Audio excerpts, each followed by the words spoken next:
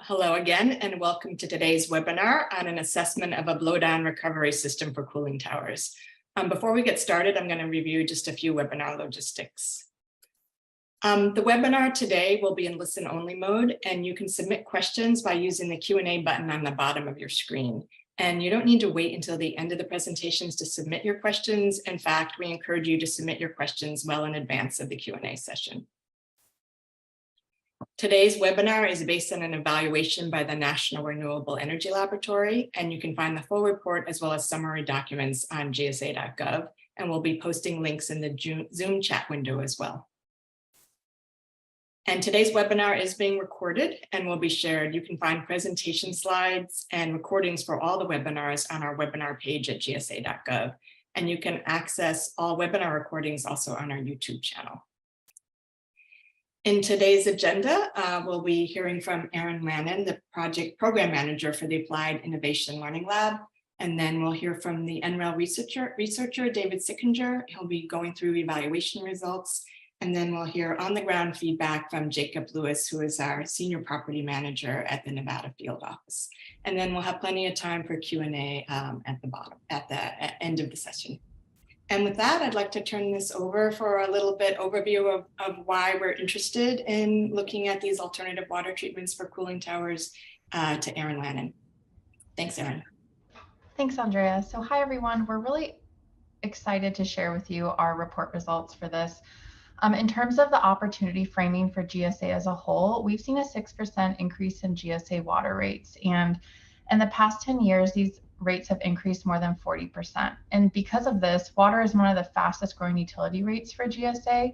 And we're extremely hyper-focused on what we can do to reduce water usage on site and make sure that we can start saving in terms of operational expenses. So let's go to the next slide. So in terms of what this looks like for GSA, GSA has evaluated 7 alternative water treatment systems. Because of this, cooling towers are one of the largest potable water loads in commercial buildings. And as you can see, 28% of the water in commercial buildings is used by cooling towers other than heating and cooling systems. So that's what we're going to be going over today. Next slide. And I wanted to introduce our NREL researcher, David Sickinger. David is part of the Advanced Computing Operations Group in the Computational Science Center. Since 2012, he has been involved with the operation of the mechanical systems supporting NREL's high-performance computing data center. He is passionate about developing a breadth of understanding of renewable energy and energy efficiency technologies while advancing scientific research with the HPC resources. So with that, I'll pass it over to David, who will be going into depth about our reporting. Thank you, Aaron. And as part of my work in the High Performance Computing Data Center, we're really also focused on water efficiency. And that's how I kind of got involved in this project. So this GSA Green Proving Ground project assessed the performance of an alternative water treatment system for treating cooling tower blowdown. NREL was the principal investigators on this project, responsible for the measurement and verification of the blowdown recovery system. So this involved the installation of additional instrumentation and data collection for analysis to determine the savings and the economic payback. Next slide, please. So just at a very high level on how cooling towers work, they're an integral component of many refrigeration systems, providing comfort or process cooling across a range of applications. Cooling tower operation cascades water across the medium with resulting evaporation cooling the water that allows heat to be effectively transferred to atmosphere. However, in this process, minerals become concentrated in the water that remains, which can lead to accelerated scale, mineral deposits, and also corrosion problems and biological growth. So the typical approach to control scale, corrosion, and biological growth is a combination of chemical treatment and blowdown. Blowdown is the discharging of water to the sewer from the bottom of the cooling tower basin. Makeup water is introduced to dilute the remaining solids and replace water lost through blowdown and evaporation. The simple graphic here on the right is showing the cooling tower water inputs and outputs. The quantity of water evaporated is fixed. It's approximately 1.8 gallons of water evaporated for every 10 hours of cooling. So we're targeting savings from a reduction of water in the system blowdown.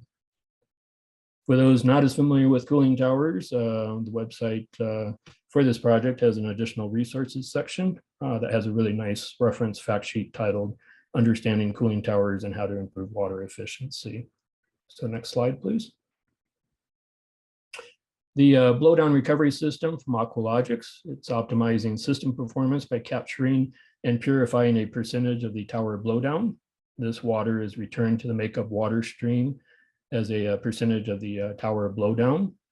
It's very low conductivity, zero hardness makeup for the water that is returned. Water conductivity, it's a relative indication of the total dissolved mineral content of the water, which is measured in microsiemens per centimeter, where the higher conductivity levels correlate to more dissolved salts in the solution.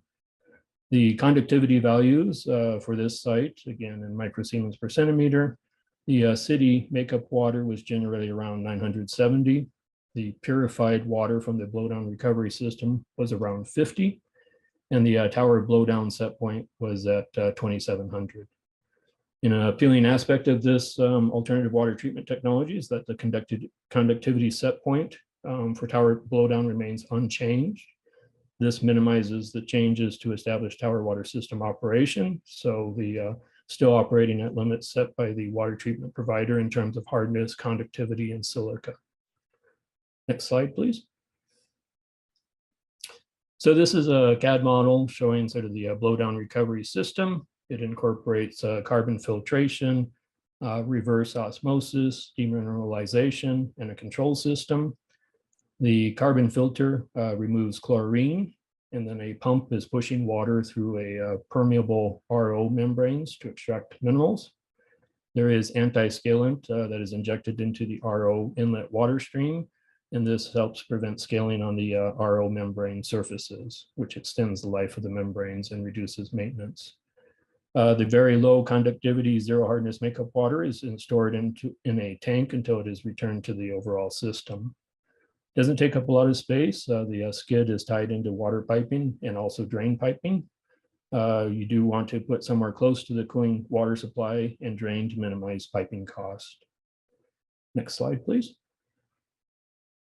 So this is a picture of the building test bed site, the Lloyd D. George Courthouse, located in Las Vegas, Nevada. It's approximately 450,000 square feet, and it has a relatively long cooling season. The building currently uses 3 chillers. 2 are rated at 350 tons and 1 at 450 tons. The condensers for the chillers use water from 3 cooling tower cells that are located on the roof of the building. The cooling system prior to the installation of the blowdown recovery system was typically running at 2.8 cycles of concentration. There'll be a little more discussion on that later. This site was also tested a partial water softening system from the same vendor, and those results are found in GPG findings number 45, and that was released in October of 2020. That system has a continuous programmable logic controller monitoring inside stream filtration with the partial water softening. During the blowdown recovery system testing, this actual water softening system was temporarily turned off. And they currently now both run in tandem. During this project's assessment phase, the Colorado River was facing one of the worst droughts in the river basin's recorded history. This also happens to be where Las Vegas Valley gets about 80% of its water. So the GSA Pacific Rim region is implementing these alternative water treatment technologies that reduce cooling tower water use. Next slide, please. So the graphic on the right is sort of basically showing the system inputs to the AWT system and the system outputs that are measured. And we do this in terms of to determine the delivered results. So the measurements that figure most into the verification of cooling tower water savings are blowdown and makeup water consumption, along with water conductivity. The status of the water pumps and chillers were also recorded so that we know which equipment was operating, along with the supply and return temperatures. So when we did our load calculations, we had something to compare to as we looked at the ambient temperature and humidity. We installed data loggers with cell modems. They were used to collect this data both during a baseline time frame and when the alternative water treatment system was operating. We compared operations over consecutive days to understand the changes and determine the water savings. Since loads can vary, we calculated water consumption per heat rejected, and this was based in units of gallons per million BTU in order to make comparisons over time frames. In terms of the data collection periods, in 2021, useful metrics were shortened to a single consecutive 15-day stretch, and this was due to 2 events. The water treatment company at that time for the test bed site did not properly maintain chemicals in the cooling tower loop for most of the evaluation timeframe.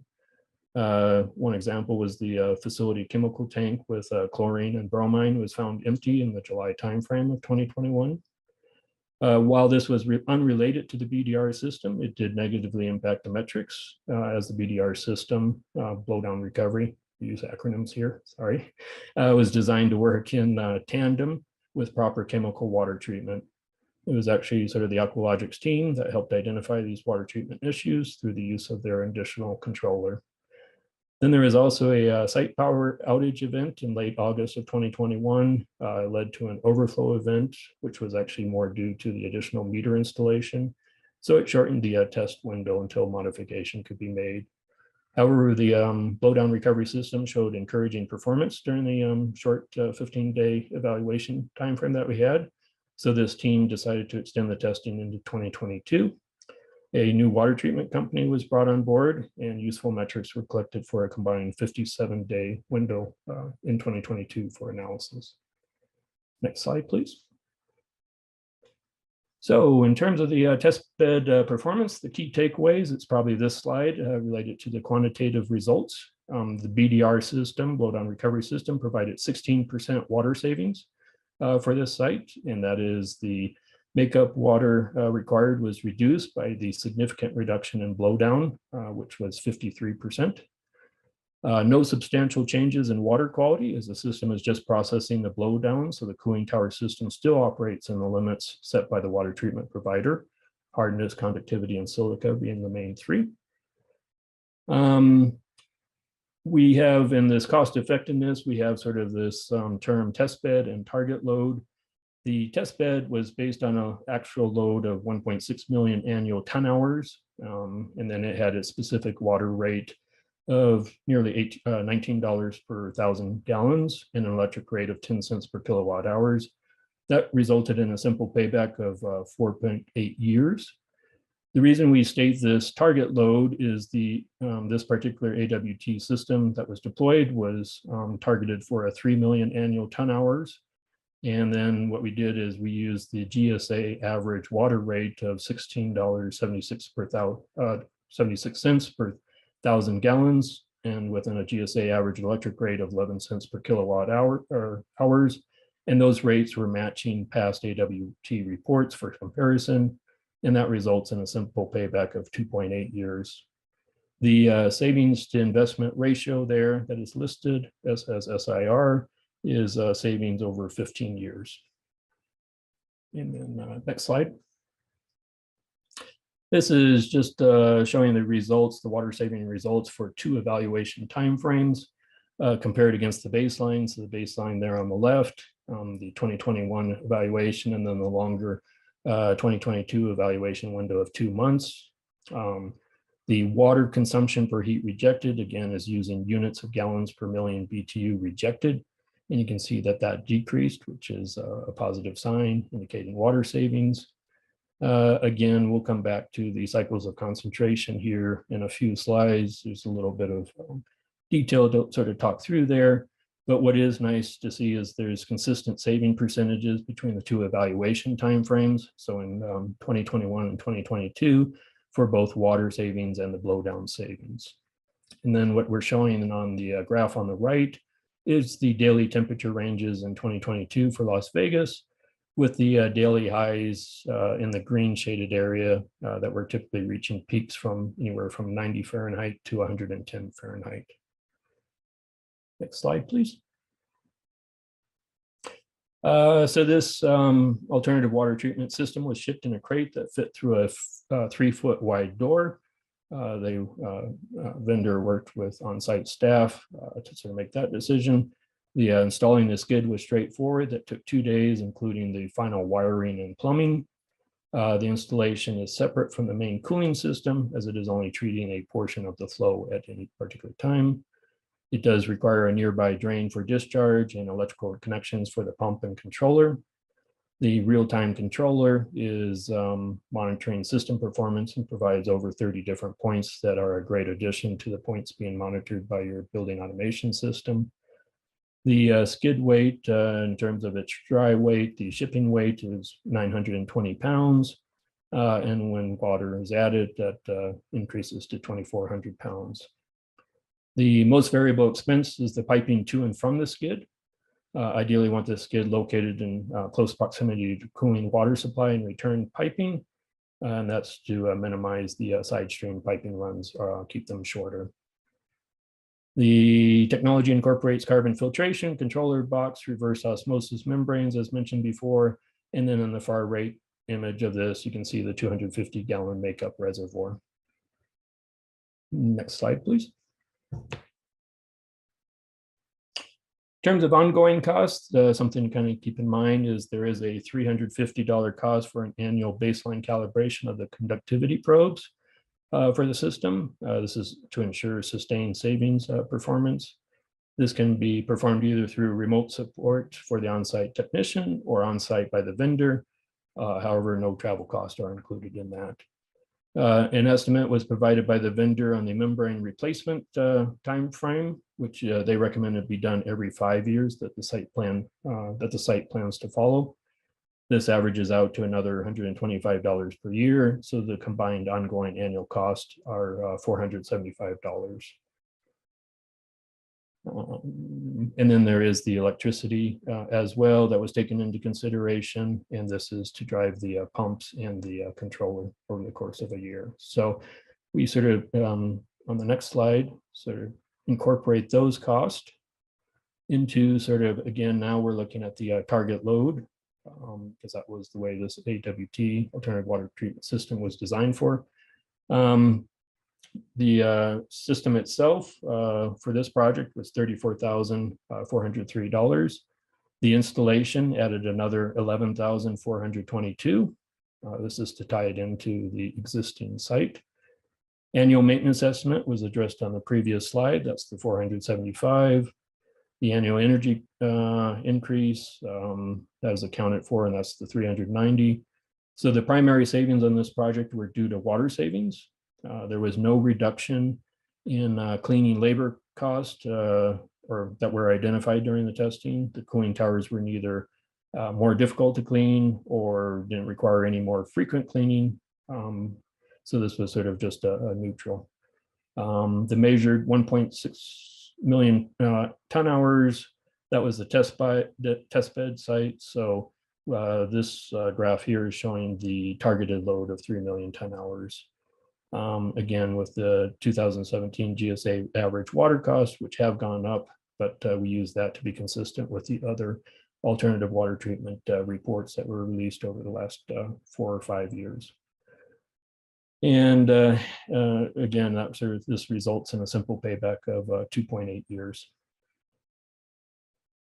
So we can go to the next slide. It is possible this can be combined, the blowdown recovery system can be combined with a partial water softening system, and happens to be the same vendor. Controller is shared. The blowdown was reduced by 60%, so you do see additional savings when doing that. Depending on the site conditions, the vendor estimates that up to 93% blowdown reduction is possible when the systems are combined. This really depends on these combined savings, so it depends on, or are highest for sites that have hard water or moderate conductivity. In the report, in the appendix, there's a table that kind of gives some different combinations that goes into a bit more detail on that. In there, we're just sort of listing at the test bed in Las Vegas, its total hardness and conductivity values. So sort of an ideal situation to have both of these systems installed. Next slide, please. For those involved with cooling tower operation, you're likely familiar with cycles of concentration, or COC. It's the most common metric used to represent water efficiency in cooling towers. It describes the mass relationship between the amount of makeup water and the amount of blowdown discharge to the drain. High COCs are directly related to low levels of water loss from your system. So GSA requires a COC metric value that is greater than 2.0, higher again being better. When communicating about the blowdown recovery system, the vendor actually was the one that sort of found it's helpful to define this effective COC. And the main difference in this is where the bounding system box is drawn. And this is done in order to make a distinction between the cycles of concentration at which the cooling system is operating and the effective cycles yielded from the secondary processing of the blowdown. So operational cycles is calculated by dividing the makeup divided by the blowdown volume as usual. And since this cooling system is operated in the same operational limits set by the water treatment vendor, that can be a source of confusion if you don't do it that way. Whereas the effective cycles, though, again, is where you draw your bounding box using a blowdown recovery system. The tower no longer goes, or the blowdown from the tower no longer goes to the sewer. Rather, the BDR unit returns a percentage of this received blowdown back to the cooling system as purified makeup. So it's only the concentrate that actually goes to the sewer. And so the effective cycles is basically just the makeup divided by this concentrate. So at the testbed site, the effective cycles of concentration increased from 2.8 measured during the baseline to 4.9 with just the blowdown recovery system in operation. And then again, as mentioned before, you can see additional combined savings from this BDR operating with the partial water softening system. And those details are found in that report. Next slide, please. So in terms of the deployment recommendation, reducing blowdown from cooling towers is an attractive investment opportunity for GSA. The blowdown recovery system can be retrofitted to any cooling tower. So a few lessons learned, but the project reinforced the importance of a water treatment company properly maintaining cooling tower systems, as that impacts performance of not only the chemical water treatment systems, but potentially and in this case, it did the alternative water treatment. When that was corrected in 2022, we saw the savings as reported. The variation in payback is influenced by water rates and whether the alternative water treatment is operating near target load. GPG has completed several evaluations of proprietary AWT water treatment systems for cooling towers. All were shown to save water and function well during their evaluation periods. But facilities are encouraged to get estimates on proven AWT technologies for the most cost-effective systems for their location, and also highly recommend talking with GSA staff about their long-term performance and what they see there. So at this time, I'm going to turn it over to Jacob Lewis. All right, thank you, David. So my name is Jacob Lewis. I'm the Senior Property Manager for the Nevada Field Office. I manage all the federal buildings in Southern and Northern Nevada. Next slide, please. So as previously mentioned in the slides, the Lloyd D. George was a unique site because back in 2018, 2019, we had a Green Proving Ground project where we installed a water softening system. The study went great. It's been in our system this entire time, and it's been proven out where it's been working really well.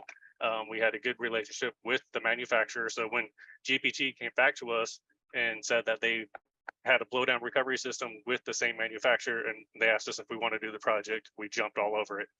The only issue that we had was where we installed the partial water softening system in the chiller room, we didn't have room for the blowdown recovery. So we were forced to install the blowdown recovery in an adjacent space in the boiler room. So ideally, you'd want both these pieces of equipment in the same room, but due to circumstances, we had to have them in separate rooms. Next slide, please. So like I mentioned, ideally, you'd want both these units in the same room, and this manufacturer does offer an opportunity to have all this equipment on the same skid, to where you can just have it manufactured where everything's put together. So it's just dropped in place. You don't have to worry about the additional piping or anything like that. So if you see in this picture, this is ideally, if we're going with a brand new site, this is the direction that we would go. We would just install it all at once in the same location. Next slide, please. All right, as far as the setup and installation, like David had mentioned, this was a super easy installation. It took us approximately 2 days. As you can see in this picture right here, everything showed up on one skid. We literally just took a pallet jack, took it upstairs. It fit through a single door, so we just dropped it in place. We had a little bit of additional piping because, like I had mentioned, we had to install it in 2 different rooms, so we had to do some core drilling. And I mean, the equipment was still only like 10 feet away, but we had a wall dividing the equipment. But all in all, simple installation. As far as the voltage goes, we had an old abandoned piece of equipment. It was an old compressor that was abandoned in place. So we decided to utilize that 480 volt circuit for the blowdown recovery. So for our site, the 480 worked perfect, especially since our electrical room is on the other side of the building. So we didn't have to worry about any voltage drops or anything like that. But if anybody wants to install this in their building, they do offer 120, 240, or 480. Our site just specifically went with the 480. The only other thing that I wanted to mention on this slide is, just by coincidental, we had a big GSA safety inspection right after we installed this equipment. So when they came on site, they spent some extra attention looking over this equipment, and they didn't have any safety concerns or issues with it. The only thing that they did recommend was that we put the chemicals in plastic bins. And the chemicals themselves, it's an anti-scalant and a detergent. So it's not very abrasive. It's nothing, no more harmful than anything that we use in the cooling towers and anything like that. So as far as safety concerns, there were none. Next slide, please. All right, so we did have a couple of issues. Right after we installed this equipment, we had 2 major leaks. David kind of mentioned one of them. One of the leaks was a site-specific incident. We had a power outage in the building, and when it got restored, one of the pumps kept on running. And due to the fact that we installed some monitoring meters inside the blowdown, and on the discharge, it caused it to overflow. Again, this was site-specific, not due to the manufacturer. And in this situation, to remedy the situation, we did install a overflow piping on that. So we won't have this issue happen ever again. The second issue that we ran into was a PVC connection wasn't glued down properly, and it did come unconnected. And of course, this happened on a Saturday when no one's around. So we came in on Monday to a nice surprise. The manufacturer did acknowledge this and took ownership of it, and they have since replaced all the PVC piping with high PSI rated hosing, and they've replaced all the plastic fittings with brass ones. This new configured system has been in place for about a year now, and we've had 0 issues, 0 leaks, and 0 problems since they've upgraded the system. And I'm told that all future models will be built this way. Next slide, please. Okay, so as far as the membrane cleaning, when this unit was first installed at our site, an operator had to manually go and initiate the cleaning process, where they would have to reverse the flow of water, blow out all the scalant, and flush it all down. It wasn't a hard process by any means, but it would still take someone physically going there at a predetermined time to do it.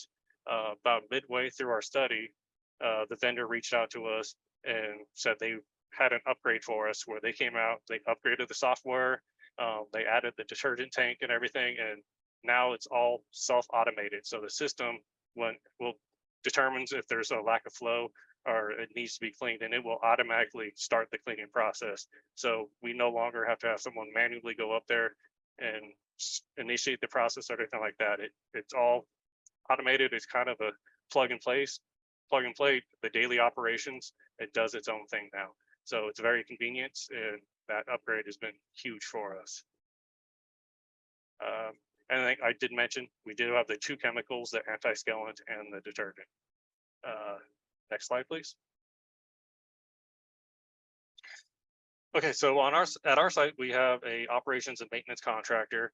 It's a third-party person that we hire to maintain our building. So we have mechanics on our site every day.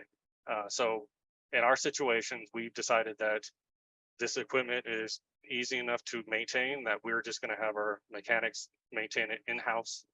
So with that, the mechanics are going to be provided training, and we're going to be adding the recommended manufacturer PMs, which is biannual, into the contractor's contract. So, and this will be automatically generated, and they will be performing the maintenance. Right now, like I said, it's going to be biannual maintenance, which includes the calibration of the sensors, and then every 5 years, we're going to have them replace the membranes. Next slide. Lessons learned. This first one should be common sense, but we always do things the hard way around here. We started with, when we started the project, I mentioned we have the operation and maintenance contract. They hire a third-party water treatment company. So when we first started the project, it was a lot of talk to the O&M. The O&M would talk to their vendor, then their vendor would cycle it back. At one point, we just decided it was much easier to bring that third-party vendor in on the conversations and have them start talking directly with the vendor. And once we had that communication, that direct communication, things started running a lot smoother. So one of our lessons learned was have all the stakeholders from the end-of-line mechanic all the way up to the contracting officer, everyone at the table and everyone working together from the very start of the project. In our particular case, I mean, this was a huge energy study. So we obviously had a baseline study. We monitored it throughout the project, and now we're continuing to monitor it because we still have the meters installed at our sites. But even if you were installing this at your building without an energy study, I highly recommend getting a baseline. Look at your energy bills. Look at all your stuff before you install it, and then monitor as it's in. Make sure you're getting what they promised you. In our case, they told us we're going to get X amount of water savings, and they're providing it to us. And we're going to continue to monitor that just to make sure the system doesn't degrade over the years. So, I mean, it's very important to make sure you're getting what you're paying for. And then on our situation at our site, we have a automated computer system where we track all of our work orders. It's a national computerized maintenance management system. It's a Maximo-based system. So all of our PMs and all of our work orders come into this system. And as soon as the warranty's up on this unit, which I believe is in January, we're going to add all the preventive maintenance into the NCMMS. That way it's automatically generated for our mechanics. So nothing's ever left out, nothing's ever forgotten. The month that the PMs are due, it will print up that month with the checklist of everything they're supposed to do. And the same thing goes with the membranes. In 5 years, when the membranes are due, they're going to have a work order automatically generated for them to order the new membranes. That way, we're ensuring that we're actually taking care of the equipment that's installed. It's not just going to be installed collecting cobwebs. I kind of mentioned that we are going to be providing training for our mechanics so they can perform this on their own. The vendor is going to be coming out and providing a half-day training on how to take apart, how to replace the filters, how to calibrate the equipment.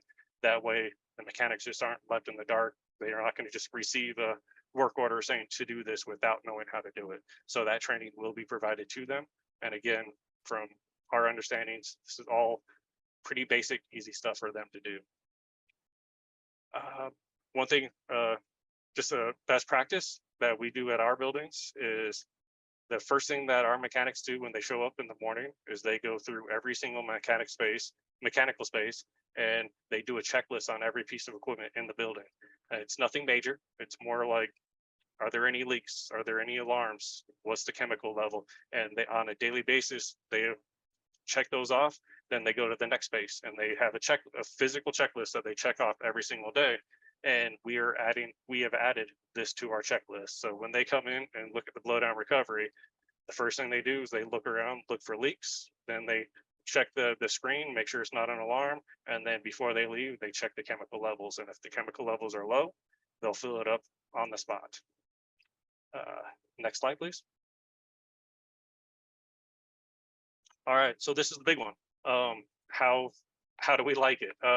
Since they've replaced everything, since the piping has been replaced with the high rated hoses and the brass fittings, it's been running great. It's been in our system like that since last January. We went through a complete heating system with 0 issues, 0 leaks, no outages, no nothing. We've been in constant communication with our chemical treatment company.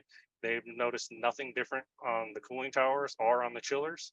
So, I mean, it's saving us water and it's not impacting any of our other equipment. So we 100% plan on keeping the system in place. And we've already started discussions on installing similar things in other locations. As far as installing things in other locations, the one caveat I would say is David kind of touched on this, is it's kind of area specific. Like we have the partial water softening system and the blowdown recovery. Some areas it might make sense to install both systems. Some areas it might not. I know in Las Vegas it does.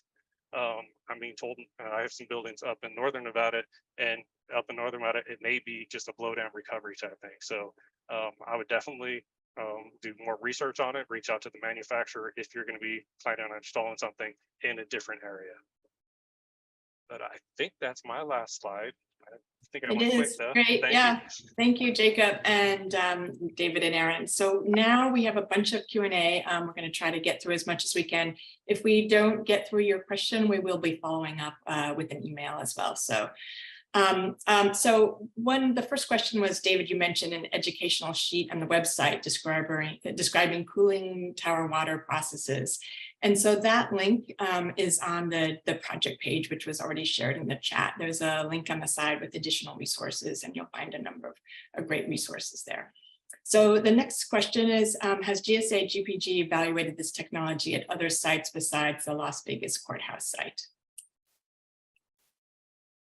And I can say, I'll just answer here that we haven't evaluated other systems. The partial water softening system has from Aqualogics has been installed at other GSA sites. So we do have other information on that system. The blowdown recovery system is a newer system. So this is the first installment of that at GSA.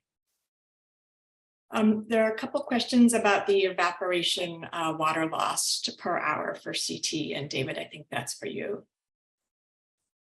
Sure. The ones that I had mentioned was just sort of a rule of thumb, approximately 1.8 gallons of water evaporated for every 10-hour of cooling. So that was one question. And then somebody else asked sort of a related one that is familiar with the data center industry that looks at a metric called WUE, water usage effectiveness.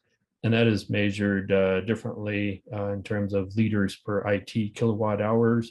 It also happens to be around 1.8, and that I think is more just a coincidence. There was sort of a question about, they were kind of doing the conversion between the units. I think some of that, again, being variation in the rules of thumb, can be accounted for whether or not you include in your estimate compressor, air handling units, and pumps in terms of the overall operation of the system. Great, thank you. Sure. So next question, David, how did you define water consumption? And that is sort of what we're defining that as water that is either evaporated or blow down to the drain. So basically you're looking at how much makeup water do you have to bring back into your system to make up for those losses. And is there any impact on energy consumption by the cooling tower or the chiller? And I'm assuming it's both for energy use and whether the chiller is operating more cleanly, and whether there's any impact of energy there. Right. I mean, this wasn't really changing the conditions of the pipes or anything like that in terms of reducing losses seen in the pipes. So really the additional pump energy is coming from a side stream pump that is added as part of this system. Otherwise, your cooling towers and your chiller are operating sort of normally to be able to reject the load that you have that you need to get rid of. So, but we did account for the additional energy for the side stream pumps. And that was that number that was reported and converted to a dollar figure. Great, thank you. And does the system run continuously and does it run off of a conductivity set point? I think that's for you, Paul. Isaac, do you want to? Yeah, Isaac, yeah, that'd be great. Thank you. yeah. So ours is our set point's 2700. That's where it triggers, and then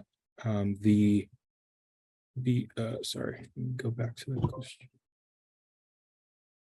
Yeah, and then so we have a schedule that it works around our water treatment. So when they lock out at 7:30 on Monday, Wednesday, and Friday for, I believe, an hour, so we can inject the biocide into the cooling towers. So then so the blowdown recovery doesn't dilute the biocide that's being injected at that time, and then the BDR will start working again.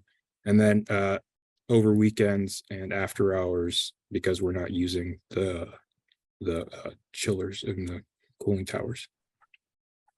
Great, thanks, Isaac. I was just going to add that just highlights sort of, what Jacob and Isaac both talked about, is just that coordination aspect, working with your water treatment vendor to kind of work through all these things. Great, thanks. And I'm not sure who this is for, but what are the piping requirements for installation? Maybe Isaac or David? So yeah, I kind of saw that. The only I guess Schedule 80 PVC was what was used here. So that I don't think there's any particular run distance or anything, because that will be figured out by the pump, but whichever pumps you have at the end of it, which would be that would be decided when they put the skid together. Great, thank you. Does the makeup water conductivity have any impact on the cost or size of the system needed? And if so, how does that impact the payback period? I think these are all questions that are really good to understand about your site, and that would suggest that you work with AWT vendors to kind of provide them your site specific operation. And so yes, if you're already operating at high cycles of concentration, let's say if you're already at 4 and so forth, it's that change between cycles of concentration between 2 to all the way up to 6 is where you're going to see the majority of changes in water savings. And by the time you hit about the cycles of concentration of 10, you're sort of seeing really diminishing returns, and that it's almost flatline. So it does impact. So that is where you'd want to work with an AWT vendor and provide them, conditions of your site, and work with your, engineering staff to look at, your operations, look at your wetted materials list, and sort of take all these things and evaluate that as you're making your decision. Great, thank you. And I think we have a number of related questions here about whether an enhanced discharge permit is required due to the increased concentration of RO reject discharge to the sewer. Yeah, so I can answer that. So as far as Vegas, I can't speak for anywhere else, but as far as Vegas, the Vegas Valley doesn't have any concerns. And yeah, we send all the blowdown directly to the sewer. So no permits, additional permits. Thank you.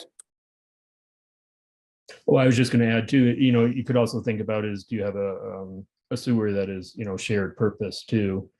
And some of those things might come into play in terms of the concentrate going down the drain. So. And I don't know if we know more broadly, because there's another kind of related question, whether there are any limits, regulatory, technical, or otherwise, that can drive how highly concentrated you can release into the sewer. I think it's a great question to ask, and that's sort of something to work with your local authority having jurisdiction to determine those type of specifics. Great.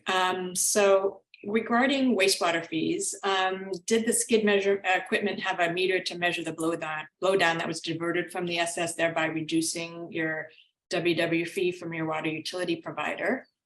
And what about the RO waste discharge from the skid purifying equipment? How was that accounted for by your water utility provider?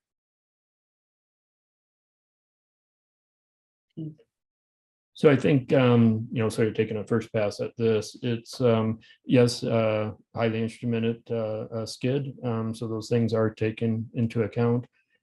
I think a thing that we've sort of seen both in like chemical for other AWT technologies that look at like chemical savings or also water savings from blowdown. I think, again, it's sort of site specific and how are you being charged? Are you charged a flat rate that is combined makeup and sewer? In which case you might not realize those savings unless you work with your water utility to sort of indicate to them that you are doing this. Other sites, they are metered, or in the case that NREL, I know we just have by the size of a drain is how they charge a monthly fee. So I think there's quite a bit of variation. And so again, something I think you got to work with your local utilities on. And if you're in a water stressed area, hopefully they will value what you're trying to do by installing an AWT type technology. But I'll let Isaac or Japet comment further if they want. No, I think you covered it, David. I think it's very site specific. The controls on the blowdown recovery do measure a lot, and as well as the partial water softening system. They do meter everything that they put in and put out. But again, like David said, it's very site specific on the exact cost. And are the I'm going to move on to the next question. We have just a few more. I want to make sure we get through them. Are the membranes a proprietary material, or can they be purchased from local sources? Yes, so none of the equipment or materials, with the exception of the brain itself, are proprietary. So you can get everything everything will be in some sort of catalog. So yes, you could get it from sources. I can't speak for where that local source would be, but it could be from, a catalog from someplace. Yeah, you can get it. It's all commercial off the shelf. Great, thank you. And who performs system installation? And I guess who performed it at the site, and then in general, if you were doing other installations? So for us, the vendor came on site to plumb the system. We provided the electrical, and then they wired it in. So the big thing is that you're going to need them on site at some point for the programming purposes. So there's going to be some window that they're going to have to test the operation of the equipment. So in terms of installation, you could physically install it, but you would probably want them on site or on the phone to ensure that it's installed correctly. Thank you. Can you talk to hard water levels and how this impacts where the system is viable? Are there any places where the water would be too hard for this system? So there's another technology that's a partial water softener that can be paired with this system, and I think that would be beneficial in places that have significantly hard water. Great, thank you. Does the conductivity level of the incoming makeup water, does it provide any specific restrictions for the BDR system? Are there any specific high limits, low limits? It's really kind of a related question. So I guess the guidance for when you would want to combine it with the partial water softening. There is that. In terms of the blowdown recovery system, it's really whatever your set point is for your discharge at the towers is the real factor in terms of how much savings you're going to see. So I don't see any limits there. And can the higher blowdown concentration damage sewer piping?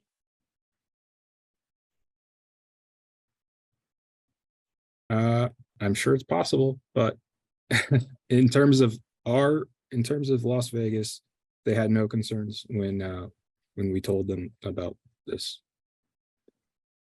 Great. Can this system be tied into an already existing filtration and reverse osmosis system on site? If that's in the condenser loop, you can absolutely tie this into your condenser loop for sure. I don't know where that system that is being referred to in this question is. If it is in the condenser, you can absolutely tie this in if you would like.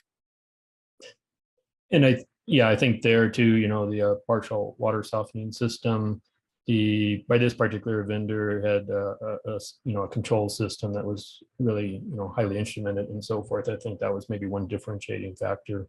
But you do find a variety of partial water softening systems out there, and so then might not have as fine tune a control, but you're still going to see savings by combining the two, depending on your water site water conditions. And do we know the processing capacity in gallons per minute of this system? And in general, someone wondered, they said they had really large 65,000 tons of cooling distributed over 5 chilling stations. Do we know whether this system could accommodate such a large system? The vendor has shared with us, that they have designed much larger skids that were customized for like airport type settings. So I think, it's that customization aspect and or perhaps engineering the system to kind of work with multiple units. So again, I think that would probably be best to reach out to the vendor to kind of talk through those options of if they have a couple of different standard sizes to start with, and then how you might kind of group them together to work in tandem. For the M&B process, there was a question about how large the leak was and how you accounted for that during your M&B to just make up and blow down water savings. I'll let Isaac or Jacob talk about the leak itself, but what we did is, since that was sort of an abnormal condition, we did not use that in our test window. So that's why year one, 2021 really got shortened to a 15-day window. And then 2022, we had a much longer test window. So. Great. Do we, I don't know if we want to hear more, Isaac or Jacob, any more thoughts or on the leak? No, I mean, I think David just said it. Okay. We didn't account for it. We kind of just took that time period out of the study. Okay. So, yeah. Okay. I might just add in the mechanical rooms or wherever you place this, I mean, you might want to, see if the floor is sealed and have drains in the area. You usually find those things in mechanical rooms. So you want to give that some thought in terms of location placement. And does that overflow piping simply run to sewer discharge? Yes. Great. And do you size the BDR system based on chiller tons or the current blowdown amount? I think it's tonnage hours, so annual tonnage hours. Great. And so what's the criteria for selecting this building or any buildings in the future for this technology? What are some of the things to take into account? We're kind of working on a guideline specification, taking all the lessons learned from these great variety of GSA alternative water treatment projects, and things that really start to have an impact is cost of water and sewer rates. Do towers run more than 6 months out of the year? Thinking about the time to implement one of these is if you can take advantage of a major renovation, or if you happen to be in new construction, definitely want to be times to consider this. You can install them much like this site did, just as a standalone project. That's how the payback was reported here. And let's see, was there anything else? Oh, just also if you're like in a water stressed area, it's might have higher priority. That sort of depends on your sustainability goals and what you're trying to meet. And as GSA reported at the beginning, really have seen the water rates increasing over time. So if you decide to do an analysis this year and you decide maybe not quite ready to do it, something you might want to reconsider in 2-3 years, especially if your water rates continue to rise. So hopefully it's something that you consider on an annual basis to reevaluate. Great, thank you. Yeah, and just to add to what David was saying, also the size of the facility, as well as if there's any incentives from either the energy or water department. I know some areas you can get rebates and everything for installing this equipment. So that's all factors to look into. Great, all of those are great points. It looks like we have one more question. That's a really specific technical question. So does a chemical like chlorine dioxide or sulfuric acid have any negative impacts on the membranes? I can't say for sure. I don't know exactly what those are, but I know that the idea is to have water at the end of it. So that would be just something else that it would need to blow down. Yeah, I couldn't speak for the life cycle of the membranes for those specific chemicals. Okay. When too, I think that was also why they have a carbon filter in there, and that is to remove the chlorine prior to passing through the RO membranes. And so again, probably do want to work, that communication that has been brought up before is really working with the vendor, your water treatment staff, your on-site management and engineers to think about the wetted materials list, the current chemical treatment, and see if there's any adjustments that need to be made. So again, really important to have that communication amongst the broader team. That's sort of a final passing thought. Great, thank you. Well, we're at time. So thank you everyone for joining us. Thanks for all these great questions. And Isaac, Jacob, and David, thank you for all your expertise and work on this project. And if anyone has follow-up questions, please let us know. We will be sending out a survey, and by completing that survey, GSA attendees are eligible for 1 continuous learning point. So please complete the survey, and we'll be sending out a copy of the slides as well as recording, and those can be shared broadly. So thank you again, everyone, for joining us. And our next webinar on another GPG evaluation will be December 7th, and that's on automated envelope sealing. So hope you can join us for that as well. Thank you.